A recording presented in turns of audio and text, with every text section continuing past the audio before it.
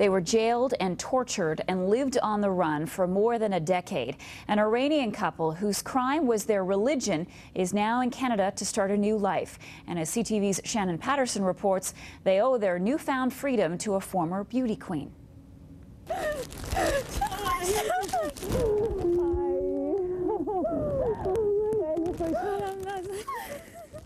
For years, they've known her voice, but this is the first time Azita and Ahmad Reza Shafagad have seen the face of the woman who's given them freedom. How do you feel coming to Canada? Very happy. I'm very happy. The couple has been on the run since 1999 after being imprisoned and tortured in their home country of Iran for wearing a cross and carrying a Bible. When you convert from Islam to another religion in Iran, you can be subjected to the death penalty. Human rights activist and former Miss Canada, Nazanin Afshin-Jam, took up their cause. That's the reason why I even entered Miss Canada in the first place, is because I wanted a platform so I could have a stronger voice and I could speak about these types of issues. After a decade in and out of prisons, the Shafagats ended up in Turkey. The United Nations granted them refugee status, but they needed a country to grant them asylum. So the beauty queen contacted the immigration minister. Well, I heard about this from my friend Nazanin Afshin-Jam. This is a tragic case of religious persecution that these people were facing in Iran, and they were stuck in really difficult circumstances in Turkey. So when we heard about the case, we decided to expedite it and to offer them protection here in Canada. She's saying thank you so much to Canada. We're very happy that Canada has accepted us.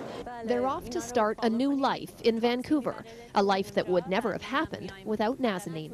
They're saying I'm not only a beauty queen, as lots know me as, but more queen of the heart. Shannon Patterson, CTV News, Richmond. Human rights advocate who has been working on the couple's behalf since 2006, and she is joining me now from Vancouver. Thank you for being with us. Thank you. Good afternoon. So talk to us first of all about how this couple is feeling. They must be exhausted but relieved to finally be in Canada.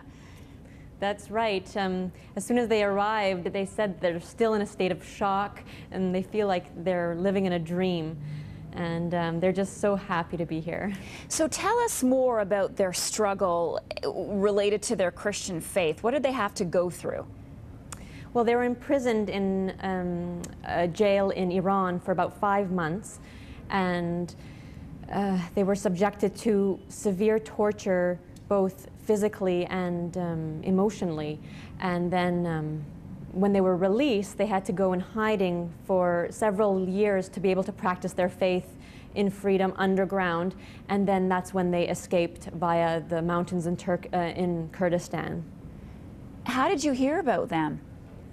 A mutual friend of theirs from their family had contacted me telling me about their story, and I looked into the case, and I decided to contact them in prison and to find out the story from themselves.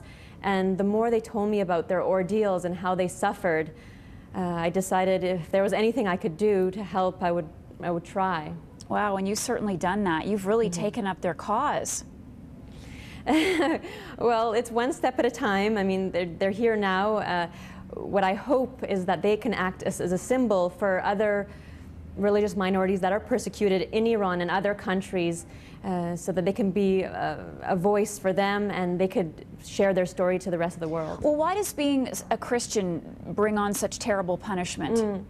Well, it's not, if you're born a Christian in Iran, you can practice your faith. It's those that have converted from Islam to another religion. Those are the ones that face persecution, the ones that face harsh treatment. And under the new apostasy laws that have been passed, you can be subjected to the death penalty.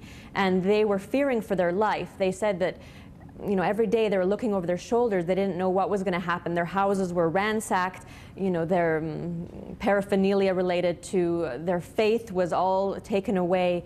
And their father as well, Azita's father, had gone through the same thing, and now he's a refugee in Greece. So what will happen to this couple now that they've arrived here? What's next for them? Today they're in their first day of orientation at the Immigration Society, so they're just learning how to get by, learning the local bus routes, how to use the bank machine, just regular things until they can get themselves back on their feet and they can learn English and then have a regular life. So they want to stay here in Canada? Oh yes, they're here to stay. They said their #1 choice when they were a refugee was to come to Canada. They said their dream has come true. A little tiny part of you has to just feel like, wow, I did it. Does it?